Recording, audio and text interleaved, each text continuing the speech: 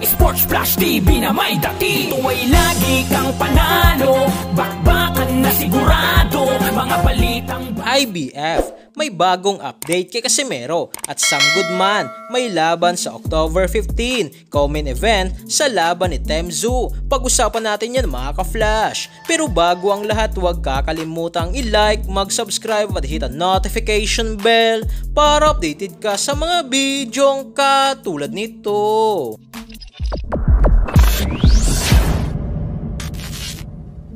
So kumpirmado na nga po mga ka-flash ang unang pagdepensa ni Temzu sa kanyang WBO Super Welterweight na titulo linggo sa October 15 sa Australia. Makakalaban nga po dito mga ka-flash ni Temzu si Brian Mendoza at ang magiging co-main event nga po dito mga ka-flash sa laban ni Temzu ay si Sam Goodman na may kasalukuyang kartada na 16 wins, walang talo at may 7 knockouts, na makakalaban niya naman dito ang former world title challenger na si Miguel Flores na may kasalukuyang kartada na 25 wins, may 4 na talo na at 12 knockouts. Kapansin-pansin nga po dito mga ka-flash sa bagong ranking na inilabas ng IBF sanctioning body na inangat na nga po nila dito ang ating angas ng Pinas, 3-division world champion General Cuadro Alas Casimero, na kung saan nasa ika-6 na pwesto na ito. Champion nga po dito si Marlon The Nightmare Tapales, rated number 1 naman si Sam Goodman, walang rated number 2, rated number 3 si Murodjo Nakmadaliev, number 4 si Carl Hamis Martin, number 5 si Toshiki Shimomachi, number 6 si General Casimero, sumunod si Stephen Fulton na nasa ika-7 pwesto, number 8 si Liam Davis, number 9 si Rice Alem, habang si Luis Pantere naman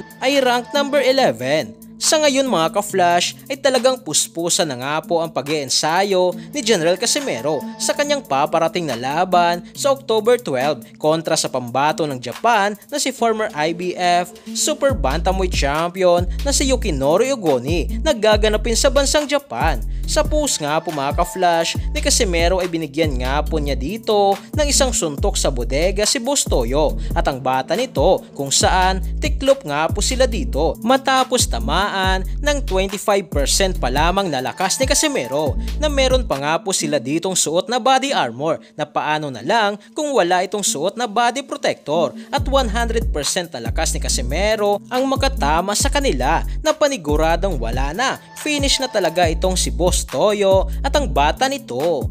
So yan lang para sa ating balitang boxing. Ano bang masasabi nyo tungkol dito? Para sa inyong komento at reaksyon ay komento nyo na sa baba. Hanggang sa muli, ito ang The Sports Flash TV.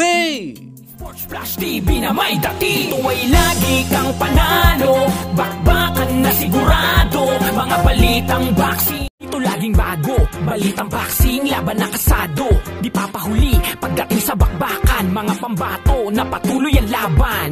Sasaliksikin ang bawat babalita, talagang diin, bawal ang mahina sa loob ng ring. Merong pambihira, mga kamao na nagiging bida.